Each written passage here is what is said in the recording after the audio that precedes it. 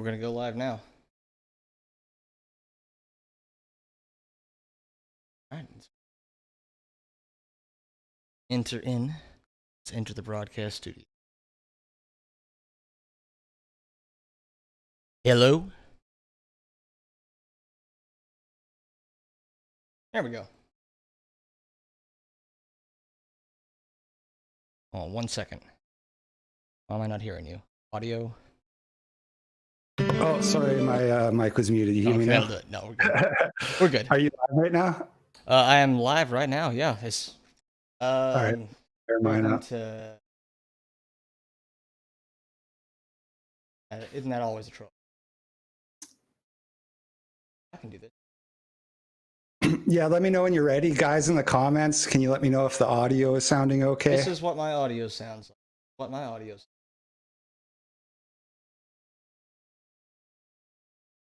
Do this and work. Okay. You are sounding a bit low in my headphones for what that's worth. Does this make a difference?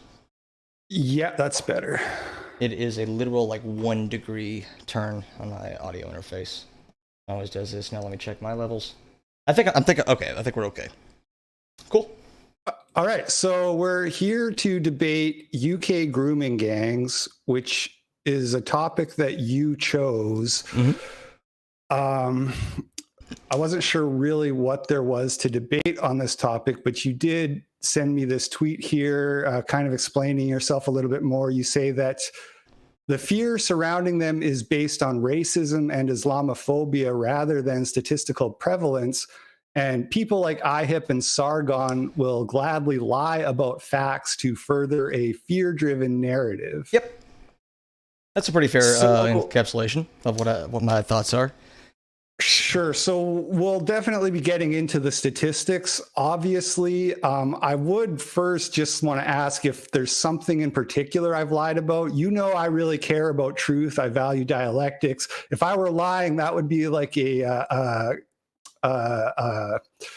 what's the word I'm looking for? A transgression against my core principles, a violation. That's the word, of my principles. So if I lied about something, I'd like to know what it was. Oh, sure. About this issue specifically. Have I lied about anything to your knowledge? You know what? I'm not even gonna say. I'm not gonna poison the well like that. I'm gonna retract my tweet. I don't want to accuse you of lying. How about that? Lying? Okay, I accept your retraction. Cool. So what I'm really interested in here is exploring some of those points that I brought up in that tweet. So what I'm looking for here is this is what I genuinely think about the grooming gang situation. It is most certainly a thing. It is definitely a thing that exists. There is some degree of police culpability in terms of they haven't investigated these cases to the extent that they should have. And political correctness and racial animosity play a significant part in the narrative surrounding this. So when I am talking, maybe I shouldn't say lie, I should say dishonesty, because you can tell a true statistic in a dishonest way. What I think that some people, maybe even you, I guess we'll find out, are doing is you're trying to make this seem like an epidemic that is statistically way more prevalent than the statistics actually show, in order to drum up fear surrounding Muslims in general, and in order to push a narrative that is anti-immigration and anti-Islam. Now, those are just my feelings, and I'm an SJW. I love talking about my feelings first and foremost. That's what comes first. So Let's go into the facts. So what do you think about this? Okay. I was going to say, before you start going off on I was going to ask you questions. No, I was going to ask you what the facts are. Okay, great. I do have some facts here, but I was thinking about how to actually kind of get the debate topic narrowed down, or sort of how to frame this. And I had this thought, okay? Your issue is that... Tell me if you think this is a fair characterization, that it's racialized unnecessarily, right? Yeah. Okay, good. So in order to kind of see if you're logically consistent in the application of your principles, I thought we could take another issue that is racialized and compare the statistics of that to this and that. So that issue would be police brutality in America. Sure. Now I haven't brought up. Now, this is not a topic that I prepared for beforehand, but I'm very confident in saying that in terms of police brutality, there is an amalgamation. The overwhelming preponderance of evidence say that the criminal justice system as a whole does show significant racial biases. In terms of police brutality, based on the studies that I've seen, shootings don't seem to have any sort of racial bias, but use of force definitely does. And that's just based off the top of my head. But I'm very confident in that if this were a topic that we had discussed beforehand in bringing up, I could bring you studies and data proving my point. In fact, that Vosh and Destiny debate against the two white nationalists, I think, did a really, really good job. Sure. And I don't want to turn this into a surprise BLM debate here. I just have kind of a basic statistic that I was going to see if you would agree to use as a baseline. This is from the Black Lives Matter Wikipedia page. You do support the Black Lives Matter movement. Sure, right? do. Okay. So this is the police use of excessive force. Now there's a bunch of stuff here about the studies. Some of them actually studies showing that when you control for certain factors, there's no disparities. But the sort of the main core statistic that you hear from people a lot is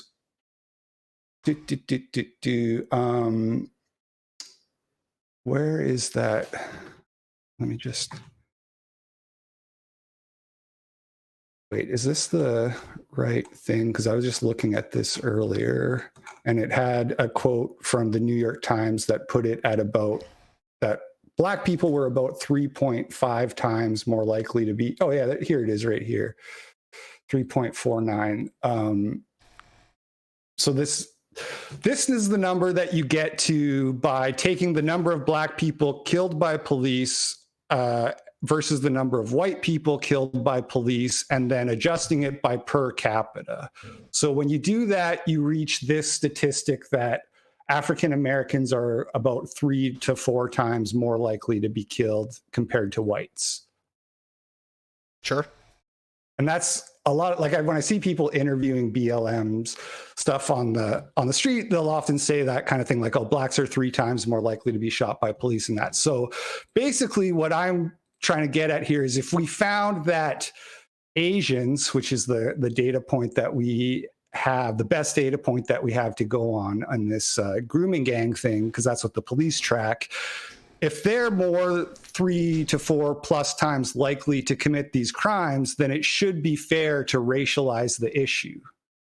Well, you'd have to. Well, it depends on why you are doing it, right? So just putting out a statistic like this. So this statistic by itself tells you nothing. A lot of right-wingers will point to Black people commit more crime, and therefore that's why they're going to be shot at more. Single statistics and single data points like this don't really tell you all that much about why these things are the case and what policy prescriptions we should pursue to correct them. So no, just pointing out one statistic doesn't tell us anything. That's why we need broad studies. That's why we need interpretations of those studies.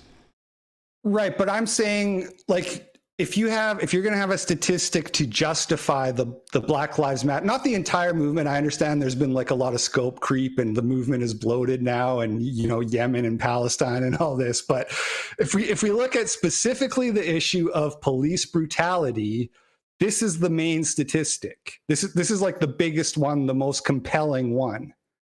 You keep saying it's the most compelling one, but I have not prepared a ton of data for this specific issue. And I would use a much broader consortment of data to support this. Right, but if you had to narrow it down to one statistic, this is probably the one. No, I probably wouldn't. I wouldn't narrow it down to one statistic. But if you had to, I wouldn't. This would be Hold on, one, no, right? no, I wouldn't. One statistic does not prove a broader trend. You need to because the statistic doesn't tell you anything about why this is happening and stuff like that. We need a statistic on police brutality to use as a baseline. We would need to show studies like the one I've mentioned earlier. Again, I remember the study off the top of my head. I could be completely wrong about it, but it seems like when controlling for all other factors, police were more likely to use excessive force, non-lethal force, granted, but still would more likely to use non-lethal force, controlling for all other factors against black suspects.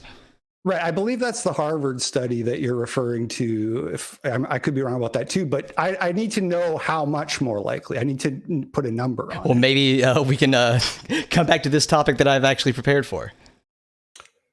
Right, but where are you getting? Okay, so I kind of see where you're getting at, but also like you kind of seem to think. No, you kind of seem to think that a single statistic can prove a broader trend. Well, so you argued that there's no statistics to validate racializing the grooming gang issue. I'm asking you, what is the statistic or multiple statistics that validate racializing the Black Lives Matter thing? Can you ask that again? That this wouldn't be like too much of an ambush. Well, right, yeah. So, well, no one. You're asking me about a single statistic and whether or not I can say this statistic is definitive proof of racial bias in the U.S. justice system. And I wouldn't do that. Well, I would think that as a supporter of the movement, you would have some kind of number behind that, especially if you're going to accuse other people of not having the numbers to support their positions. This is a really weak gotcha.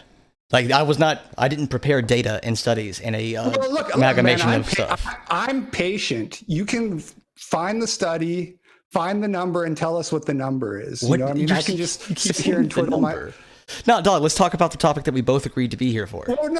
Because listen, if you're not going to put your logical consistency to the test, I'll just drop the debate right here. I don't really feel like... Hold on. No. What do you mean logical consistency? What do you mean logical consistency? So, for example, we say African Americans are X times more likely to be brutalized by the police. That's the statistic that I need. Then we can compare that to the likelihood of... Why would you compare those two things? To see if it's worth racializing the issue. You've already agreed that police brutality, it's justified to racialize the issue. You've already the comparison. The comparison you would have to draw there is like, for example, black people are overrepresented in crime statistics. That would be a more apt comparison between these two populations. And the answer to that is, of course they are. The answer to that is why. Right, but no, because it's you support this being the police brutality. You understand that two things can be true. A group can be overrepresented in a crime statistic, and there can still be racial bias in prosecuting them, or racial bias in how they're perceived in the media. Those two things can be true at the same time. Again, this is a really weird comparison that you're trying to make. No, because we're focused on police brutality being a racialized issue. Okay, sure. Right, so...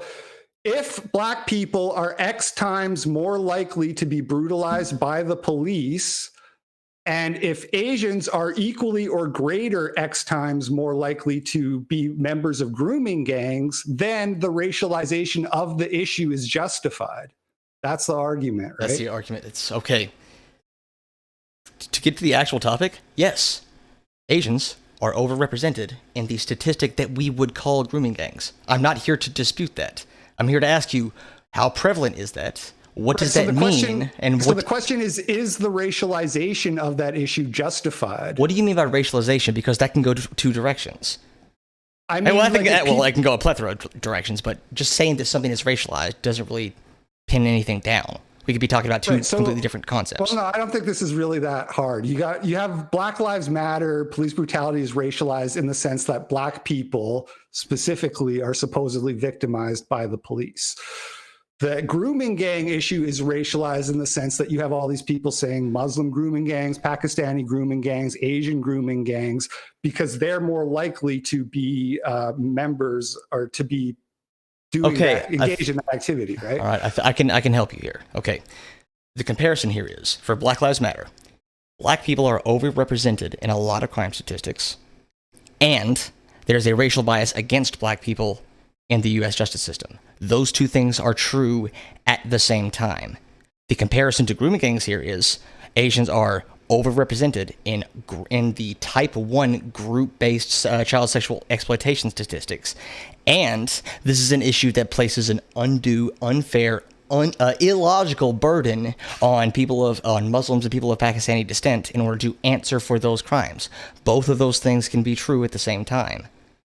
Right, but you're still just dodging the point. I directly answered your point. In fact, I made it better. No. The burn, loot, murder movement has killed countless people. I'm sorry, the what movement? I legit didn't hear you. I legit didn't hear you. The what movement?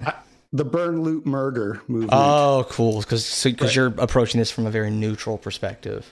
Right. So you have people killed, raped, kidnapped, extortion, racketeering, police officers assassinated, and hundreds of millions of dollars in damage as a result of the Black Lives Matter rhetoric. I feel like if you're going to accuse other people of pushing a racist agenda and not having statistics to back it up, you would have some kind of like police brutality statistic. Offhand for a topic that we didn't prepare for. All right, you know what? No, let's do it. Hold on, let's do it. Let's do it.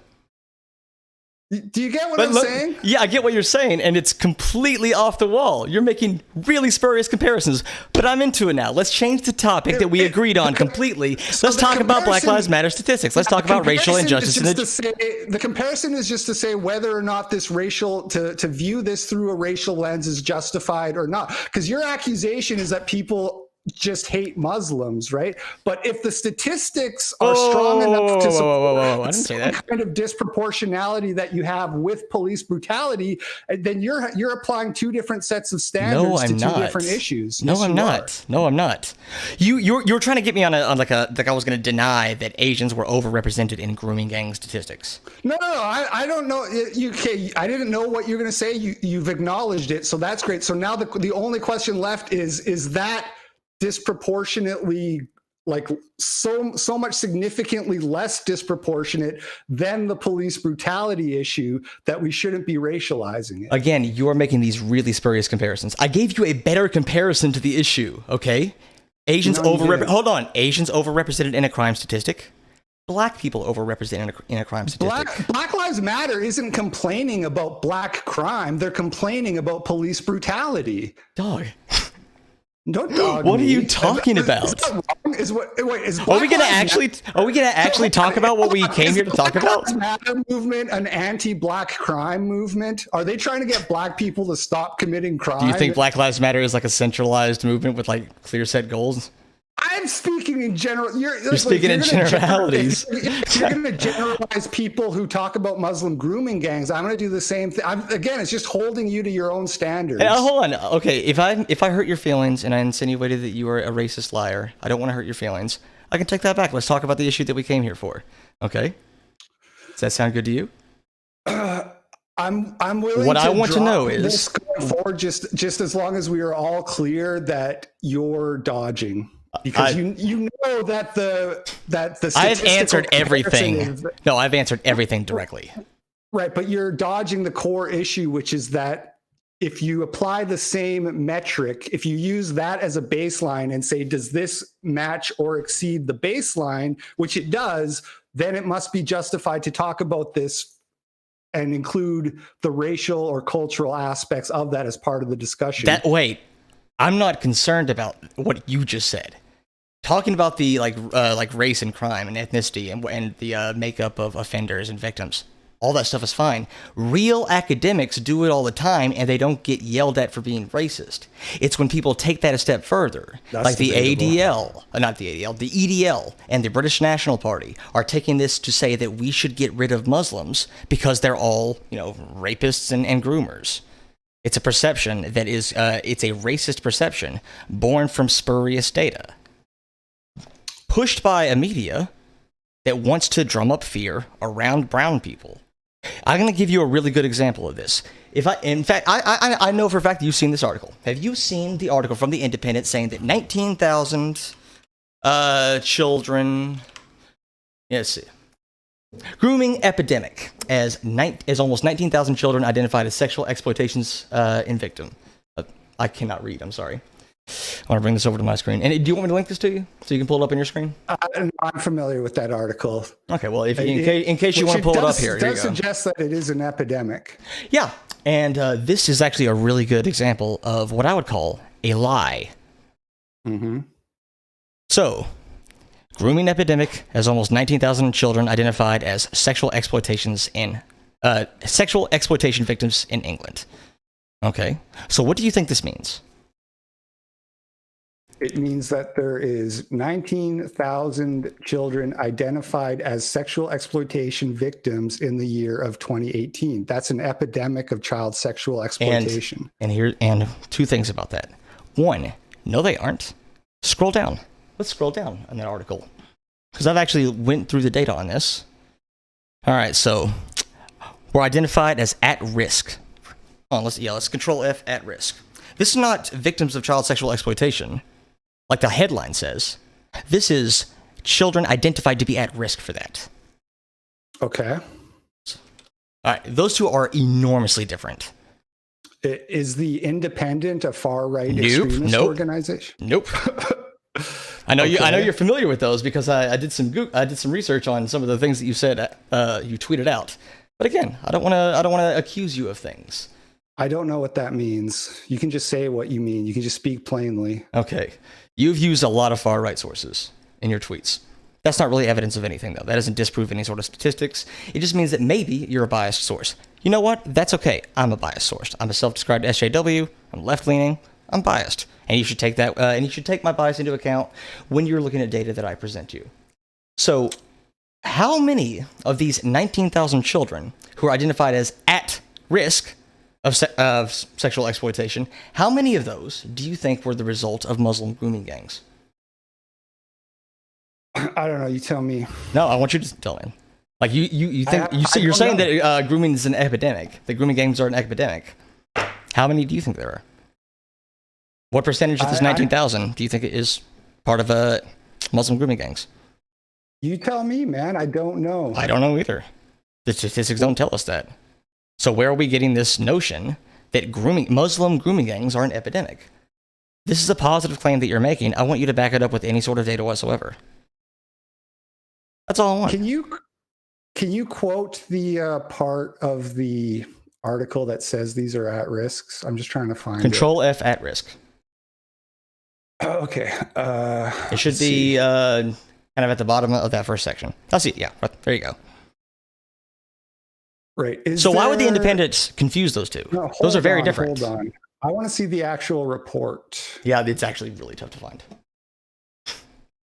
I spent an embarrassing amount of time looking for the actual data. For all you know, the person who they're quoting here could be misquoting them. Oh, by the way, this is Sarah Champion that they're quoting. Yeah. The Labor MP. She said that there was... Yeah, my issue isn't with like this person. My issue is with this article and this author. Right. Misleading these statistics. Right. So Sarah Champion is a Labor MP. I think you're going to agree that the Labor Party is not a far-right extremist organization. I never claimed anybody was. Okay. Sarah Champion is on record saying that she thinks there could be 1 million victims of grooming gangs. 1 million victims of grooming gangs. She can think that, and she could be wrong. Let's get some data to support it. Let me just pull that up. Because this is the person you're quoting now, Sarah Champion. Hold on. I'm not interested in quotes from individual people of things they think might be happening. I want some statistics and data to support this notion that Muslim grooming gangs are an epidemic. Right. For the record, though, Sarah Champion is the MP for Rotherham, so she is in an area where they've had this issue. Oops. Hold on a sec. Let me just. Yep. Get the right browser here. One sec. Okay. So the same person who you're saying that it's 19,000 at risk and that they're not talking about grooming victims, but you don't have the actual report that's being quoted. I actually do. So here. I do. Now it's let's see. It's an Excel sheet. Child sex abuse gangs could have assaulted 1 million youngsters in the UK. Oh God, it's a spreadsheet. Is it the one that has? It is from the Department for Education. Is it broken down by the type of crime and all that? Yeah. Or? So Department for Education, child sexual exploitation, child sexual. I downloaded it a long time back. But she says she's notice how like I've asked you for data on what you think the prevalence is a few times now, and you accused me of dodging earlier. So I'm gonna try to find this for you though. I'm gonna help you gather data. Okay. Yeah, it's great. So that independent article was one of my data points for trying to categorize the number of victims. There's other sources that have said like 10,000 a year. They said in Rotherham, and just in the Rotherham, the specific rape gangs that were ignored there, they put it at about 1,400 victims. I'm sure you've seen that. 1,400 victims what? In Rotherham, over the span of like a couple decades, where those specific grooming gangs, the ones that they actually investigated, like those 1,400 victims are the victims of like a very small number of men. Okay, what's your data on that? I know where you're getting the 1,400 statistic from. Yeah. So that's from the inquiry into the Rotherham. Yep, by Alexis J. Right. So it says, no one knows the true scale of child sexual exploitation. Again, this is a problem. I'm absolutely telling you, this is a problem. Our conservative estimate is that approximately 1,400 children were sexually exploited over the full inquiry period from 1997 to 2013. Yeah. That's a true statistic. Well, it's as true as I can understand. Now, the methodology of this report was a little fuzzy, but I'm not discounting it. I'm going to go ahead assuming that this is true. Okay, so is that an epidemic now? That's one borough. That's one borough. Yeah, I'm looking in the UK. Yeah, and 1,400 victims. Yeah, but what do you think that all of those were Muslim grooming gangs? Because that's not what that report says. You didn't link me the report yet? Yeah, I'm having trouble finding it. It's I promise though. Is there a way for me to send you a file? I mean, you send me the link to the file. You can't. You just have it downloaded. Yeah, just have it downloaded in an Excel sheet. Oh yeah, it's an Excel sheet. Sorry, never mind. It's too hard to parse that in real time. You can send me it after. I'll take a look at it. Wait. I think I found a link.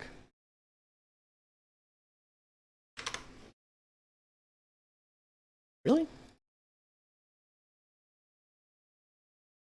I mean, I can't. Again, if it's like a spreadsheet, you have to sit down with like a calculator and like try to go through. No. This is just where the 19,000 statistic came from. That's all that means. Oh, so it's an actual report? Yeah.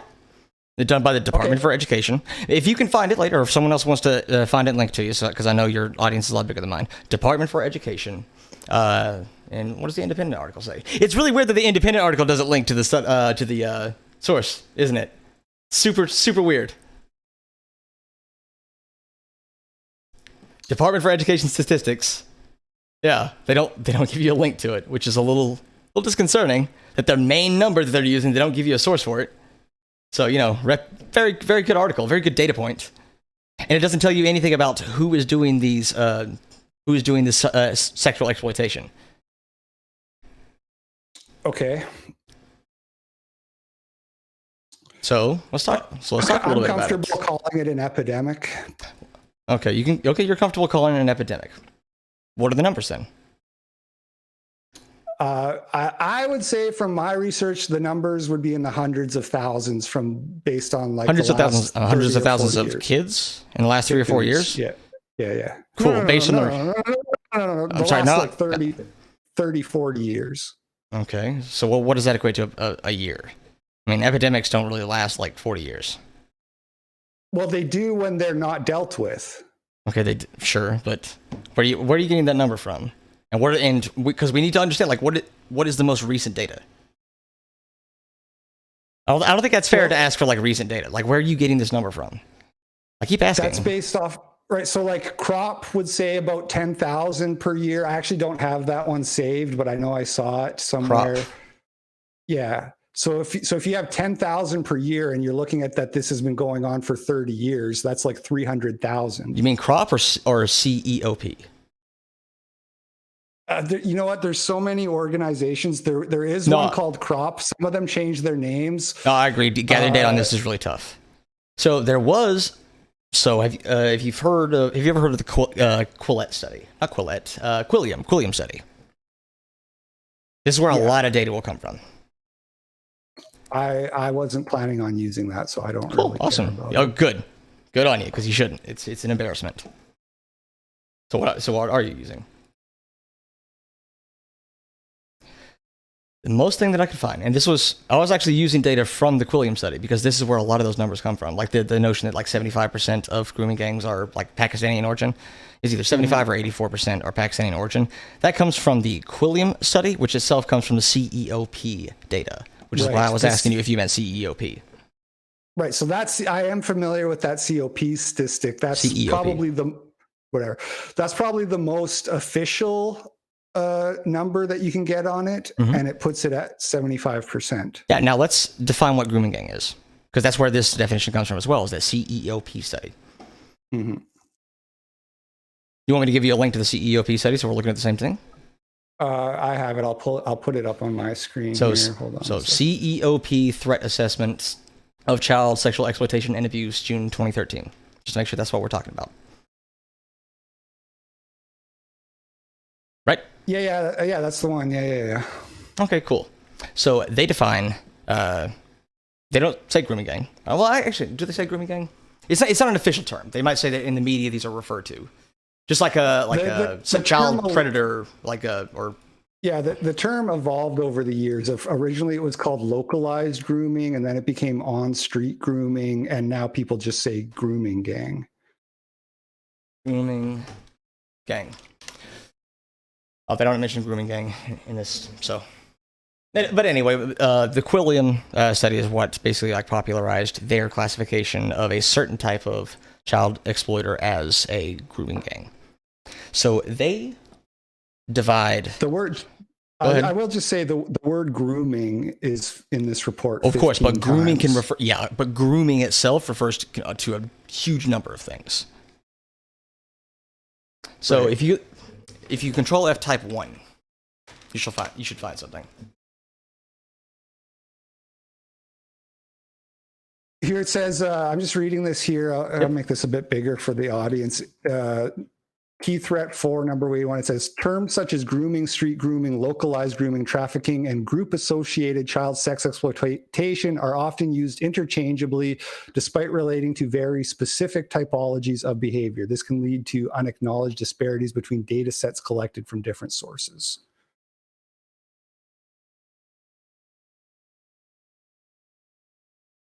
So anyway, why don't you get to your point about the 75%? Okay, so my point here is that 75% is describing type 1, which is one of two types of group child sexual exploitation. So the other type 2, commonly known as pedophile rings, and that's the word I was trying to think of, pedophile rings, that group is all white. Yeah. And this group itself is like 1/8 of all child sexual exploitation. So we're taking a subset of a subset. Of all group, not of all group. Yeah. Right, exactly. So the grooming gangs is a specific phenomenon, and Asians are vastly overrepresented. Yeah, but how prevalent is it? But how prevalent is it? Well, tens of thousands of victims. Nope. That's not even prevalent. A little bit. Not even a little bit. What do you mean? Of grooming gangs? Not even a little bit. Like, where the hell are you getting tens of thousands of victims from? So Sarah Champion said 1 million. I mean, I have to admit. Okay, so your data source is like one lady says a thing? So that's your data? No. So the independent article that said 19,000 was one of the things that I was going to use. You said that it's wrong, but you haven't actually given me the report. What were you going to use that independent article to say? What do you think that means? That there was 19,000 grooming victims in 2018. That's what the article says. Do you think that grooming, and you kind of demonstrated that you were a little confused on those terms. Do you think grooming and grooming gang are the same thing? Not necessarily, no. So do you think that it's significant, like more than, let's say more than half of those 19,000 children identified as at risk for child sexual exploitation, do you think the majority of those were victims of Muslim grooming gangs? Wouldn't the article say that if it was true? It depends if they have the data or not, right? It depends what's actually in that report. They just say that they were groomed. Look, man, there's 1,400 victims in Rotherham. Okay, we know that not all the victims come forward and stuff like that. How many kids would have to get raped for you to be concerned with it? I guess would be my question. Like one. Right. So yeah, like I don't want kids getting raped. Good, man. Good. So what are we arguing about?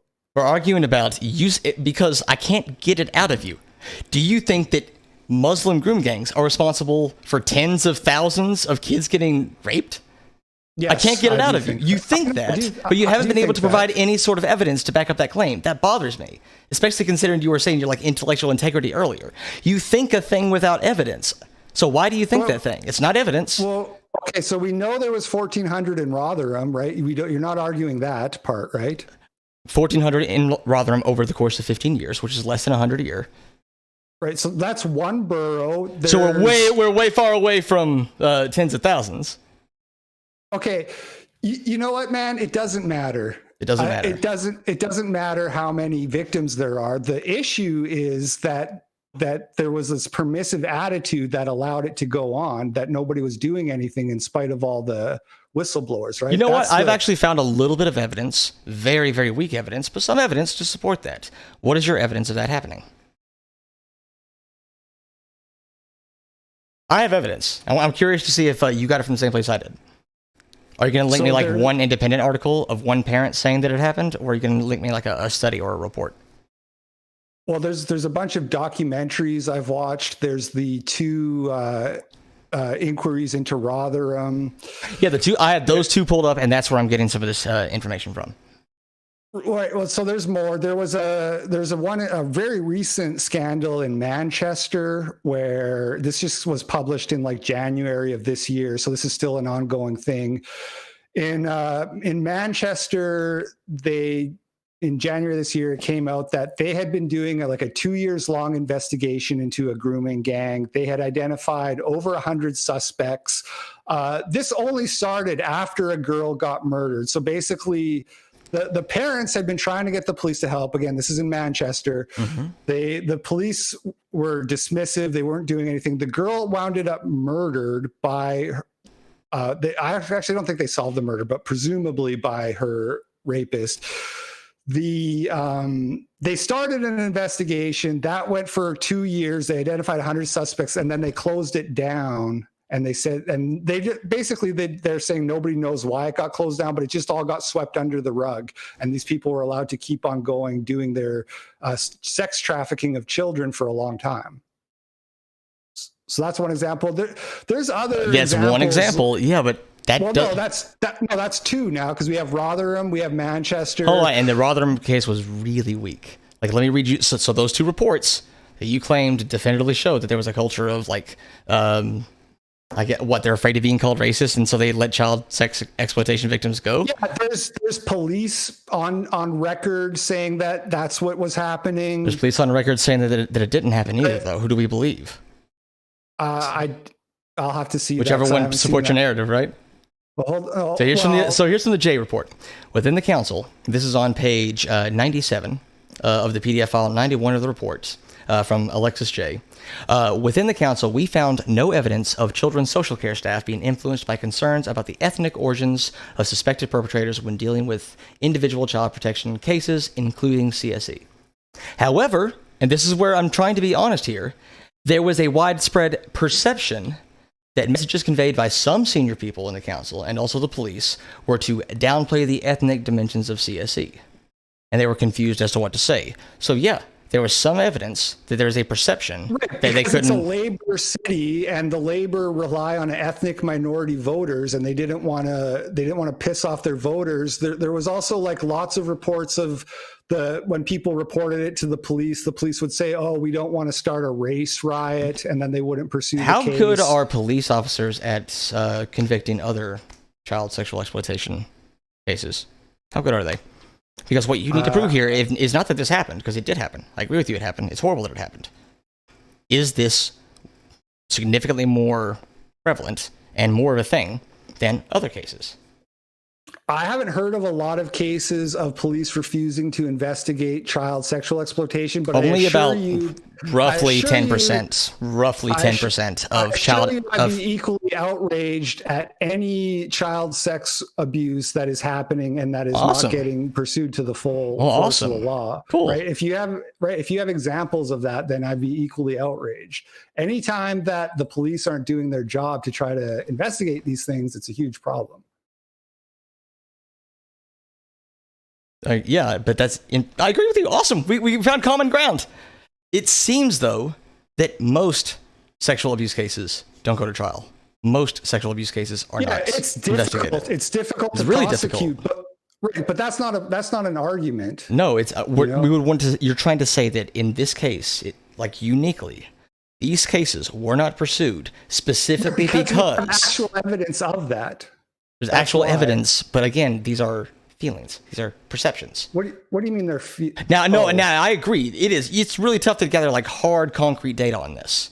What I would say is there's very, very weak evidence that in some cases in the Rotherham Police Department, official police report where they rubber stamped it saying no, we don't prosecute Muslims. Like it seems to be the level. It seems to be the level. This okay. You know what? Never mind. Here's an article, police chief, we couldn't speak out on Asian sex gangs for fear of appearing institutionally racist. Cool. That's one police chief saying something. Is there broad data of this?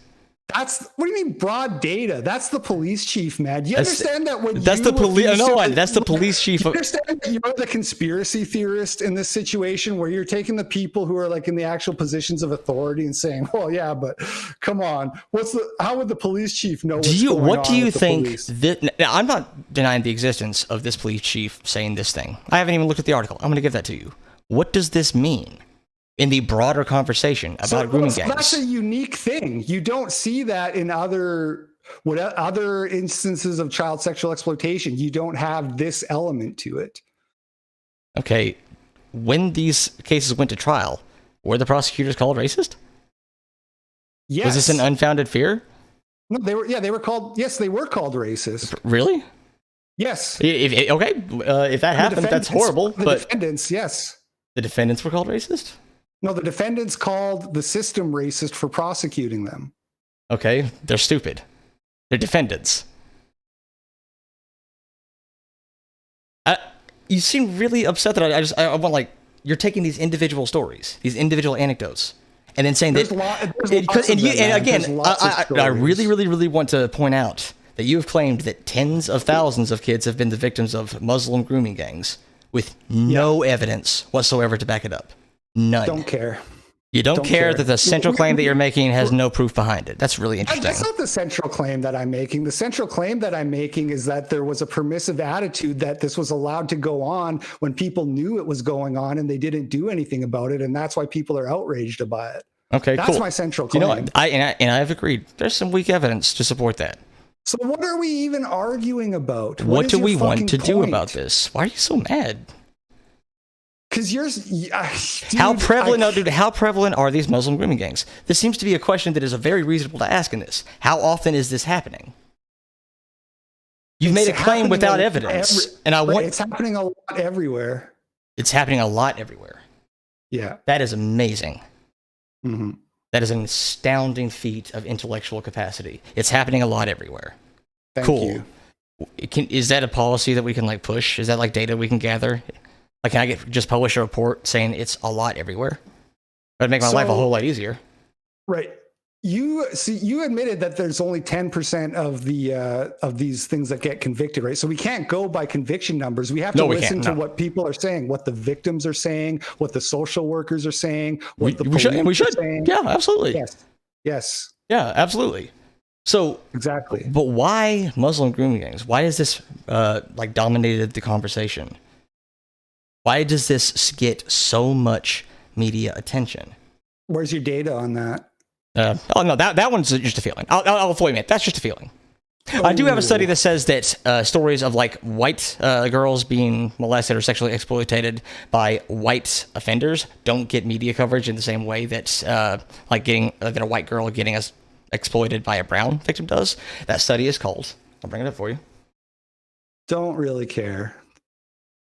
And why? Okay. I guess you don't care about a study. Never mind. Never mind then. But I've asked you a lot. How prevalent is this? And you said it's happening a lot. It's an epidemic, dude. You said it's an epidemic. You have no idea how much is happening. But I've also said that it doesn't matter. And you. If you want to call it an epidemic, you should. Right. So the epidemic comes from the Independent article.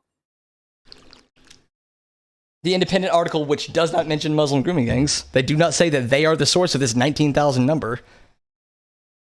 And again, the topic is on Muslim grooming gangs.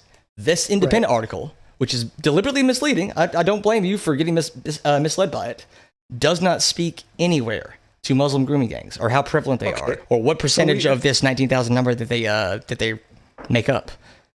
We have it's so gross that we have to sit here and argue about whether or not this is a problem. Like we have 1,400 victims in Rotherham. That's one borough. We know this has been happening in around 100 different boroughs. That would be, if we just take the Rotherham as an average, that would be about 1,000 victims per year for 15 years. So that'd be 15,000 victims. So that's a very conservative estimate.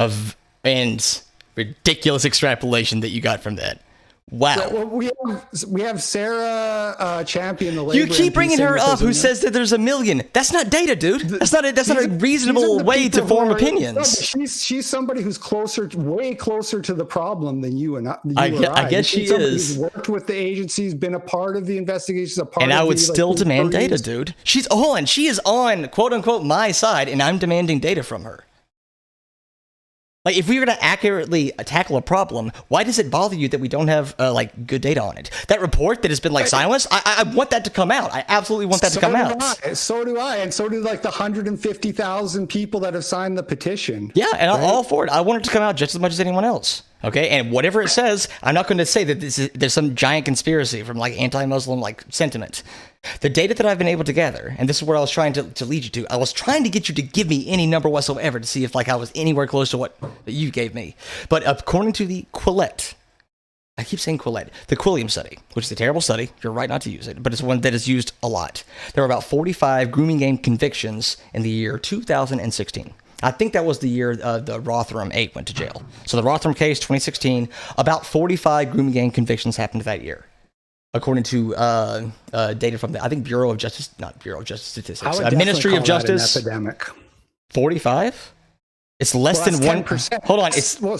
It's less than. Hold on. That's 10%. Of what? That's 10%. 10% of child sexual exploitation convictions. You're right. And less than 1% of child sexual. Hold on. No. And less than 1% of. Hold on. I'm not done. It's less than 1% of child sexual abuse. There's a 99% there that is not these Muslim grooming gangs. Are all of those epidemics? Yes, there's epidemic of pedophilia everywhere in the world, and it's disgusting. Cool. Yeah, that's really, really horrible. Yeah, but if everything's an epidemic, is anything an epidemic? What? Why do we call it an epidemic? What separates Muslim grooming gangs? 45 convictions in 20. Way too much. 45 convictions is way too much. I agree.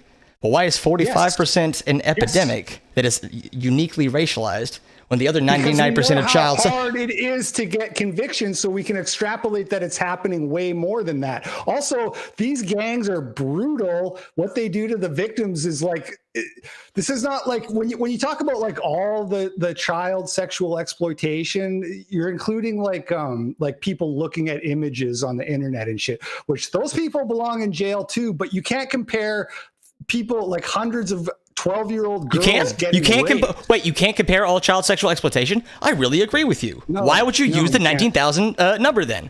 If all child sexual exploitation isn't the same, why were you going to use it as a data point to support the notion of Muslim grooming gangs? I agree with you. All child sexual exploitation is not the same, but you are about to use that 19,000% statistic to support Muslim grooming gangs. How do you reconcile those two things?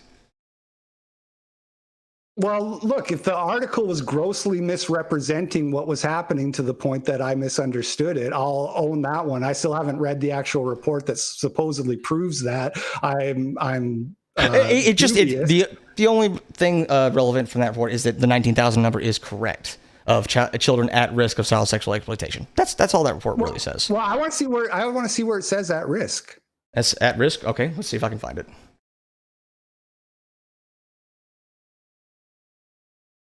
I mean, it says at risk. Wait, hold on. It says at risk in the Independent article. Yeah, but they're quoting Sarah Champion when they say that. Also, I want to read what the report means by at risk, because if they mean like people who are like there's active investigations or they've reported abuse and stuff like that, like they've reported. So it was the Department for Education. Department. I'll try to this again. Department for Education, Child Sexual Exploitation Statistics. Let's see if I can find it. It was a freaking nightmare to find. No, I agree. Like trying to find data on this is horrible.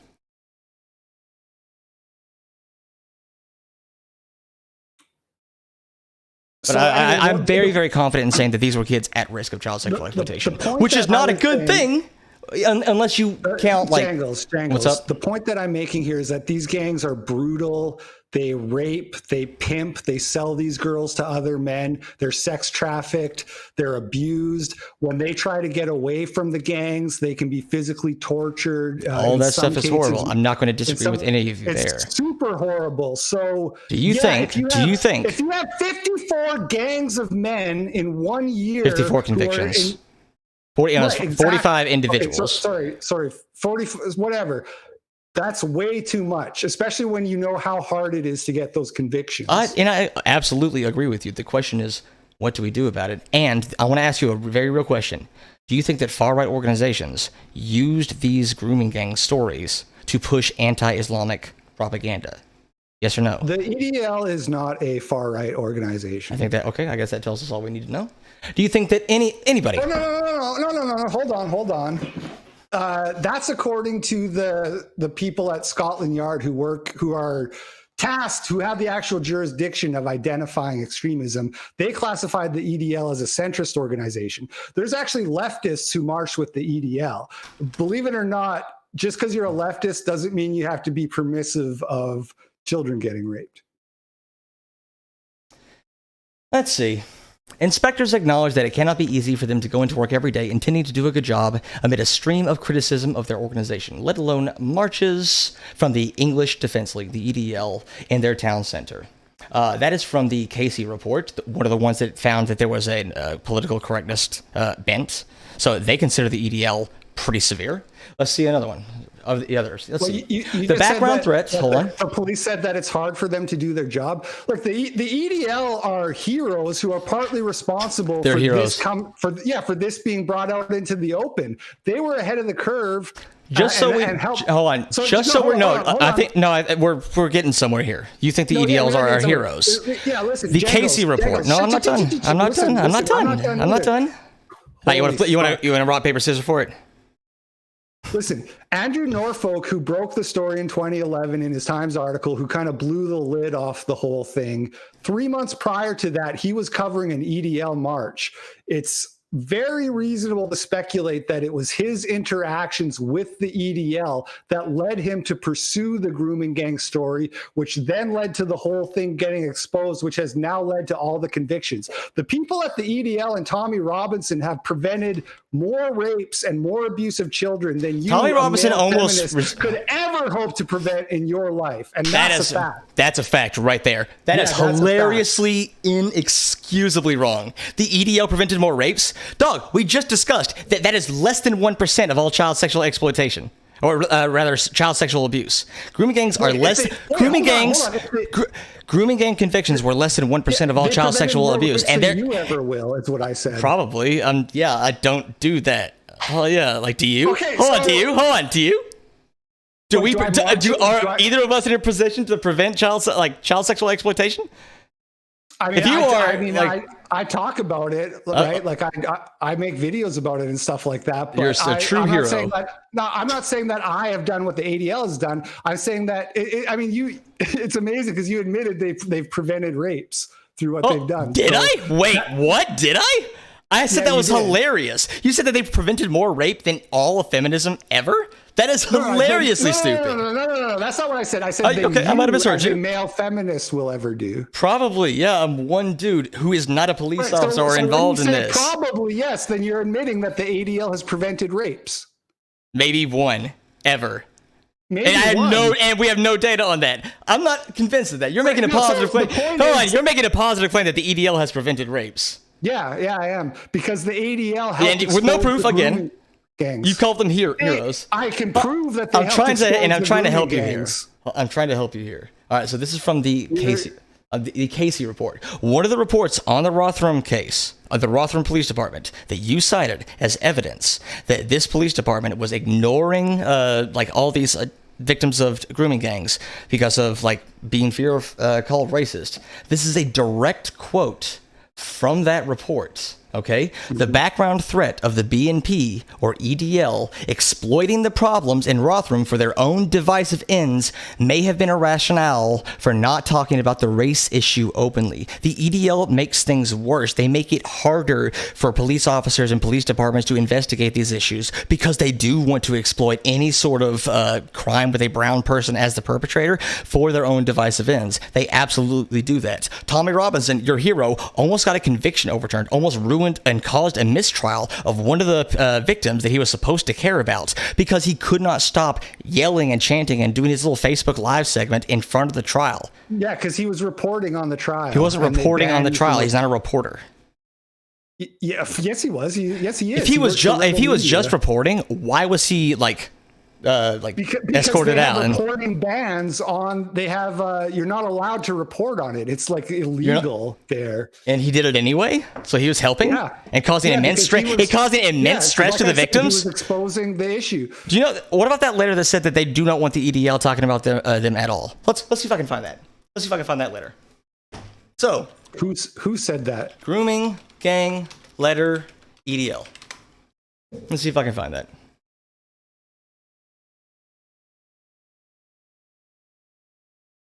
There was a letter, a petition of some sort. I might be getting the exact name of it wrong, but there's a letter from a lot of the victims of the Rotherham case. It said that, they do not want the EDL exploiting their victimhood status. They do not want the EDL. None of this surprised me. Tommy Robinson is one of the most slandered people in the history of the world. So obviously people are going to want to distance themselves from him because they don't want to get sucked into his web of slander and, defamation. Yeah, I guess that just came out of nowhere. He's just telling the truth, right? He has no agenda whatsoever. Yeah, absolutely. I mean, you should Google Tommy Robinson, It's All a Lie, where he gives a speech where he goes through the media reporting on him and then he shows what really happened. Robinson, It's All a Lie. It's a video on YouTube. You should watch it. It's about an hour long. It's really eye-opening. If you want to see the media corruption, they misquote this guy. They'll just attribute false quotes to him, all kinds of crazy stuff. So the media lie. You're absolutely right. He's really been treated unfairly. I'm sure he has. I mean, I'm sure this YouTube video will clear it all up. I'm not here to discuss. I'm not here to discuss Tommy Robinson. I'm saying that same report that you're using to support the narrative that political correctness is the reason these grooming gangs got away with everything. That same report says that the EDL is a threat. They're a divisive threat to actually getting to the bottom and stopping these cases. Are they wrong about one of those? Do you trust them when they say one thing but not the other? I can see where they're coming from on that, but it's not really super relevant to the issue of whether or not people should be upset. The EDL are in the right to be doing what they're doing. Absolutely. Okay. But they're not saying the EDL is in the wrong. They're saying that people were scared of, leftist politicians who ran Rotherham, these Labour MPs, were scared of giving ammo to their political enemies. That's so much. That's the problem. The problem is these MPs and these city councillors who were worried about alienating their ethnic voters who vote for the Labour Party, and were saying, if we prosecute these people, the EDL and the BNP will have a field day. So to take that and to blame the EDL and the BNP for that is fucking insane. It's not their fault that these politicians were scared of giving ammo to the quote unquote far right. Yeah, and your evidence for that claim is pretty weak. I've admitted that the evidence is kind of there, but it's really weak. My evidence for which claim? They're scared of like upsetting like the brown people. They're scared of upsetting them. Are you going to bring up one single story? This is on the Rotherham Wikipedia page. I'm pretty sure. Okay, cool. I have the actual report in front of me. If you want some actual like quotes from it. Pretty sure that it comes from the.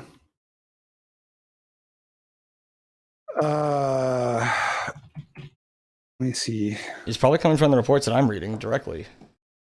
By the way, I just remembered something. There's so much evidence of like how this was suppressed, but I just thought of another thing, which was that there was a documentary made in 2004 by Channel 4 called Edge of the City, and it had a story about a girl who was getting groomed by an Asian guy. The documentary was like about social work in a certain borough, and they had 4 stories that they covered, and one of them was a girl who was getting groomed. And that's really horrible. Once again, this isn't evidence of an epidemic. No, you're not even letting me finish the story. The police asked them not to air the documentary because they were afraid it would cause a race riot. And because there was elections coming up, they said, you can't do this before the elections because the BNP will use it and all this. So Channel 4 didn't air the documentary because of fears of the racial division that talking about this would cause. They did air it like a couple years later, but you can't find that documentary online. It's basically a banned documentary. Okay, so you cited something as a source that is literally impossible to look up. Well, no, its existence is well documented. There's no doubt that this happened. That study, by the way, that study you didn't care about also says that like creating moral panic about brown people is also a really good way for a politician to get votes. So maybe this is a both sides issue. Maybe right-wing politicians are willing to exploit racial fears and like fears of brown people in order to drum up moral panic to get you to vote for them because they'll protect you. Maybe that's the thing that happens. Some people are willing to do that. Sure. Cool. All right. Now we agree. Politics is really hard. I just wanted statistics from you. You give me a lot of individual anecdotes, and you've made baseless claims. Tens of thousands of kids, no claim to back it up, and you don't seem to care. You've actually said that you don't care. Well, no. So, like I explained at the beginning, the baseline over whether or not this would be racialized is whether or not they're overrepresented as perpetrators. We already know it's like 75% as a conservative estimate. Okay, why do you think that is? That's off of the. Yeah, no, I agree. Like, they are overrepresented. I cannot get a clear statistic on an exact number because all the sources say something else. But they do seem to be overrepresented. I'm absolutely admitting that. Why do you think that is? Right. So that's the core issue of the debate, which is you said there's no statistics to back it up. There's no statistics saying that it's an epidemic. There's no statistics saying that it's an epidemic. Right. I just said it's less than 1% of all child sexual abuse cases. Right, but we already agreed it doesn't have to be an epidemic of children getting raped for us to care about it. We agreed about that, but you said it was an epidemic. I said that based off of the Independent article, right? So we're just going in circles. I know. I still say that it's easy to show that there's tens of thousands of victims. Then you should be able to do it. This is like the central, a big claim in the debate. No, it doesn't. It doesn't matter. It doesn't matter. It doesn't matter at all. It doesn't matter what the actual numbers are. They're overrepresented as perpetrators. If I knew I had to come here with like 18 different sources on the number of, I did. If you had told me in advance that there has to be tens of thousands of victims for you to care, is that what I said? Hold on. Is that what I said? I would have put more work into finding how many victims. Look, I just want a number. The core issue was whether or not they were overrepresented as perpetrators of this crime. I thought that was the core issue. Why would that? Wait, what do you mean? Of course they are. I've never disputed that. The issue is, we're going to go back to the beginning. Okay. Hold on. Calm down. Yeah, I disavow my tweet. I disavow it. I mean, I think I've the second part of your tweet. I mean, you have kind of lied in this debate. You said that there's tens of thousands and you haven't been able to prove it. I know for a fact that isn't true. So again, I didn't think that was really that I had to prove that there was tens of thousands. You don't think that you saying that there's an epidemic of Muslim grooming gang victims and it's in the number of tens of thousands, you don't think that's relevant to our debate? I said that based off of the Independent. We're just that going in worries circles, me a man. lot. That worries me a lot. This is your big gotcha that I can't prove that there's tens of thousands of victims when we know that there was 1,400 in Rotherham alone. Right? Do you think it was a gotcha to ask you to back up a claim? Statistical prevalence doesn't justify the reaction, but the statistic that justifies the reaction is the fact that Asians are overrepresented as the people who commit this crime. Okay, so the crime there's 10. There's 10 crimes. Since we don't have to provide numbers, I'm going to say that there's 10 crimes. So they're overrepresented. They're 4 out of those 10 crimes. I'm making stuff up now. Your point still stands? So then in this case, 4. In this case, 4 would be an epidemic.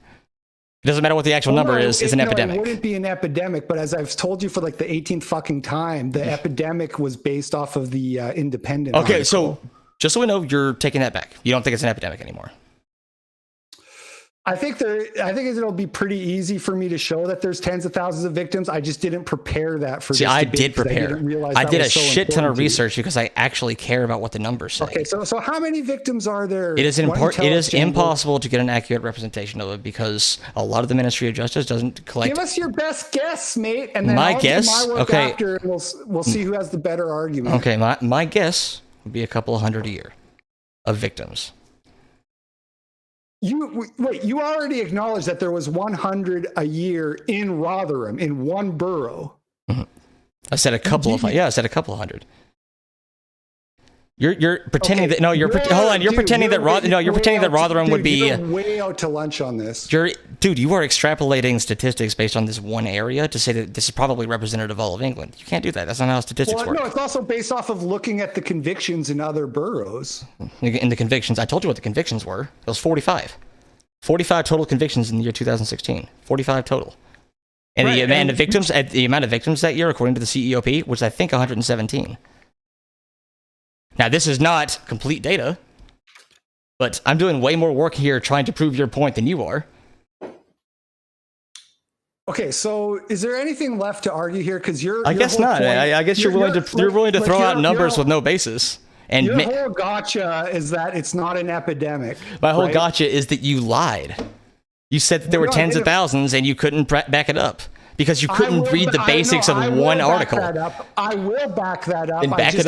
I have to go do some more work because I didn't know that this was so important. I'll tell you what, if you find it, if you didn't know that the essential number, the most important number of the debate was important during this debate. That's not the most important number in the debate. The most important number in the debate is the percentage of convictions that are Asian. Let's go back to the beginning example that you brought up. Okay. Are black people overrepresented in crime statistics? Yes. Yes. Is there racial bias in the criminal justice system? The answer to that is yes. Those two things can be true at the same time. I don't know why you think those two contradict each other. So the fact that well, you're not making any because what you're trying to claim here is that because Asians are overrepresented in this one very narrow categorization of type 1 child group exploitation, or type 1 group child exploitation, that it's a racialized issue.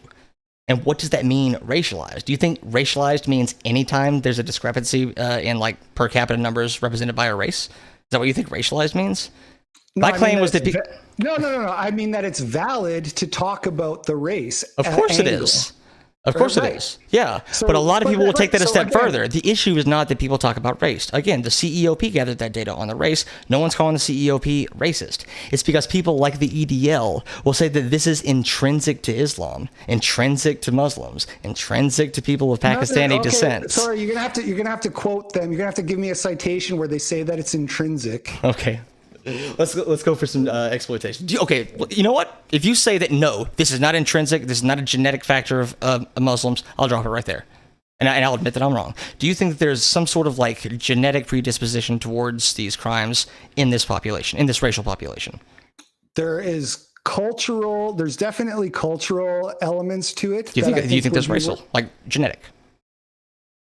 The only thing I'll say about genetics is that the average IQ of Pakistan is 84. Okay. Do you think that's genetic? Like a standard deviation. Do you think that's genetic? Lower the average, and okay, so we're doing IQ memes here for crime. We're doing IQ memes here. Cool. Do you think that's genetic?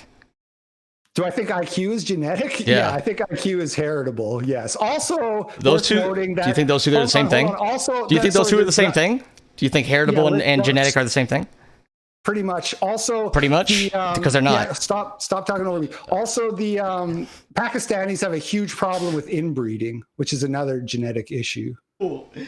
All right, and you're just because of these things, because of low IQ. Those contribute. Those contribute probably. Because like the 80 to 90 IQ is considered the sweet spot for criminal activity. It's where you're smart enough to come up with a plot, but too stupid to realize that it's like a terrible risk-reward ratio, and you'll probably I don't know, man. Apparently, they can trick people into not prosecuting them if they call them racist. Sounds pretty smart to me.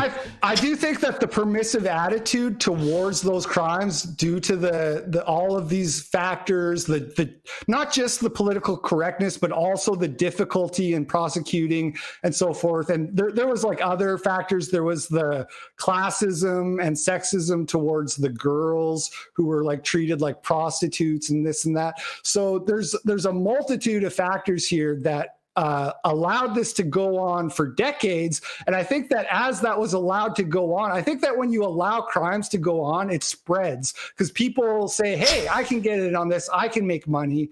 And so that's how it was allowed to spread and become a much bigger problem than it otherwise would have been because it wasn't dealt with. Okay, just the fact that you think that genetic and heritable are the same thing proves that you kind of don't know what you're talking about here.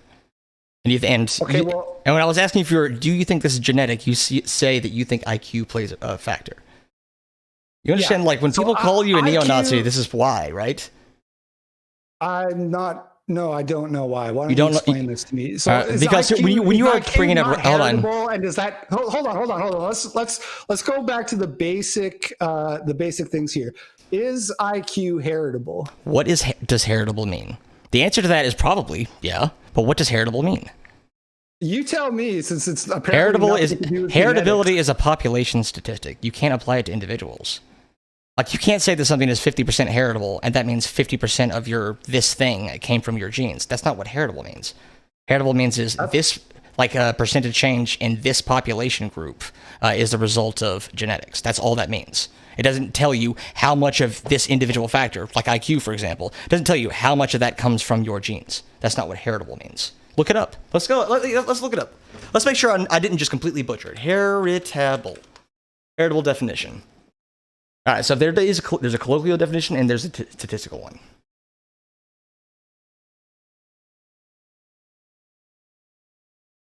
Yeah. So the first thing, heritability is a measure of how. Here, I'll show this to you. This is the first thing that came up. It's an actual scientific source. Heritability is about population differences. How well differences in people's genes account for differences in their traits. That's all that means. So, for example, your IQ. Sorry, can you repeat that? I was reading something.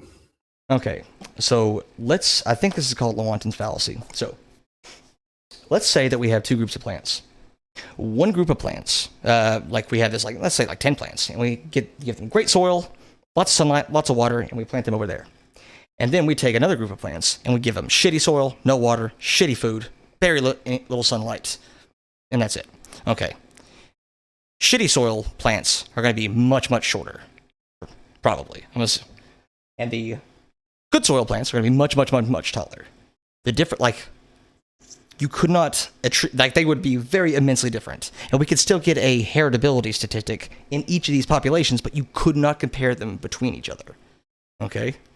100% of the difference between Group A and Group B is environmental, and they can have enormously different statistics, or enormously different, like, heights. This is true of IQ like it is anything else. Okay? So when I ask you, so if you have shitty schools, poor nutrition, a shit ton of other factors that can influence IQ, genetics might play a teensy role. Very teensy. Okay, but can you read the definition of heritability to me? Heritability is a measure of how well differences in people's genes account for differences in their traits. It's not a single individual measurement. Like, so you wouldn't say that 60% of your intelligence is genetic. That's not how heritability works. That's not how that statistical inference works. So if you say that 60% of your IQ is heritable, then that doesn't mean it's genetic. That statement doesn't make sense. Heritability is a population statistic. You can't apply it to an individual. It doesn't make sense to say that one person's... This is not my field of expertise, but I think you're wrong here. Okay, cool. Hold on one sec. Heritability of IQ. Okay, so here's the Wikipedia page titled Heritability of IQ, and says that research on the heritability of IQ, blah, blah, blah, blah, blah, between 57 and 73%, according to twin studies. That doesn't mean genetic, though. No, that doesn't mean an individual person's IQ is 60 to 70% heritable. Or 60 to 70% due to their genes. That's not what that means. We're going to put this aside because it's totally off topic. It is. But I think you're wrong. You could think I'm wrong, but I might have fudged the explanation, but I'm 100% correct. If people want to sound off in the comments and let me know and put some explanations on, because it sounds like this, you're saying this Wikipedia page titled Heritability of IQ is total nonsense. No, I'm saying you don't know what heritability means. You think it means this percentage of this trait is genetic in an individual person. That's not what that means. Well, when they're doing twin studies, that's on individuals, right? So that's a study that's done on individuals, and then they're saying that you can't do that. No, it's two people. Twin studies. Like you have to have two of them. It can't be an individual. That's exactly what I was saying. Fucking God. I know. I'm sorry that I'm right and you're wrong. We can get off of this though. Okay, let's get off of it. So you think that the reason, at least contributing to this is why I think people call you a neo-Nazi. You think that like racial differences, genetic differences in IQ can explain different behaviors in different population groups. That's something you kind of just said. Yeah, they contribute, definitely. So do you think that, for example, black people, they have lower IQs on average, and that means they're more predisposed to crime genetically?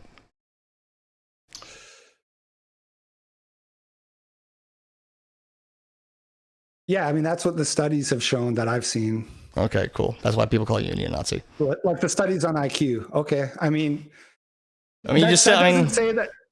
I mean, it's weird to say that they're genetically predisposed. You can word it a different way if you want. Let's word it as more at risk. How's that sound? I guess, sure, if you want to be PC about it. Yeah, I do. Okay, cool. All right, so what we've established from this debate, you don't know how many kids are the victims of grooming gangs, but you know it's an epidemic. We don't know for a fact to what extent political correctness played and downplaying the reporting of these. Hold on, we can agree that grooming is an epidemic just in general, right? Maybe, depending on what you classify as an epidemic. There's too much of it.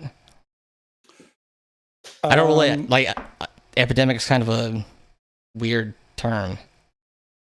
I would classify it as more than 15 cases per 100,000 people. Okay, sure. If that's the case, then everything's an epidemic. Again, grooming gangs, convictions, less than 1% of all child sexual abuse convictions. So this thing that's less than 1%, that's an epidemic. How many other things are also epidemics? Well, as I already said, pedophilia in general is an epidemic, but you're by saying this 1% thing, you're trying to downplay the brutality of it. I'm not trying to downplay the brutality. I'm trying to assess the prevalence. You are. Am I? No, I'm trying to assess the prevalence of it, so we can get some accurate data to see how big a problem this is. Yeah, but if you say, so like only 1% of these guys who rape and like murder or torture the girls compared to this 99% of people who are. But now we're getting like rape and murder, right? The seriousness of the crimes is part of the reason that it gets more attention, is what I'm trying to get through to you. Do you have any evidence to back that up? I know the answer to that, but do you have any evidence to back it up? To back up what? That the crimes are There's serious? a reason they get more exposure. The reason they get more attention is because they're more brutal. Well, I'm just speaking for me personally. This is why I would give it more attention. I think you would give it more attention because the sight of a brown person assaulting a white person is more viscerally disgusting to you. I have no proof of that. That's just what it seems to be. And when we make that comorbid with the fact that you think there are genetic differences in races that account for their behaviors, I don't think it's unfair to say that this is something that someone contribute to, not account. Will contribute still. Also, like I talk about like females, teachers having sex with their high school students. I've been talking about that for the last 4 years.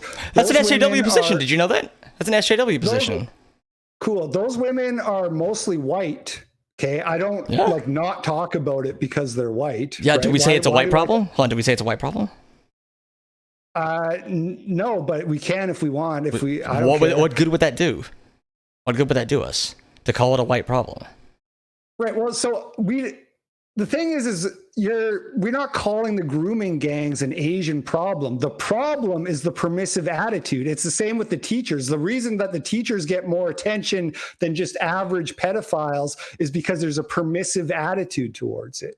What? I'm not saying do you think there's a permissive attitude towards Asian rape gangs anymore, but that's because it's changed over the last 10 years. Are you 100% sure that there's no permissive attitude to all sexual assaults being reported to the police?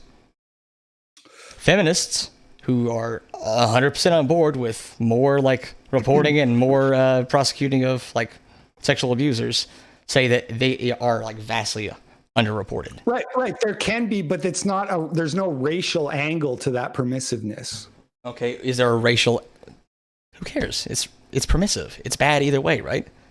Yes, it is bad. But the point is, that's why the Asian grooming gang is racial. The issue is racialized to a degree because the permissiveness is entangled with the racial aspects. And your evidence of that being a thing is very, very, very weak. I had to give it to you. The evidence of that happening is weak. There's lots of evidence. There's lots of evidence of that. I can give you more. I already told you about the banned documentary that they said would cause race riots. I don't know if that's banned. What if there were like severe inaccuracies in it and they took it down? What if it was hate speech? Like what if it was actual hate speech? I don't know why it was taken down. Hold banned. On. Okay, banned. An article. Is it going to be from like a site that when I fact check it, when I check its bias, it's listed as like tinfoil hat conspiracy? Is the Guardian an acceptable source? It's more acceptable than what you? It's more acceptable than the National File. Yeah. So, Channel 4 pulls film over Channel 4 police fears. Pulls abuse film after police fears. Let's get up.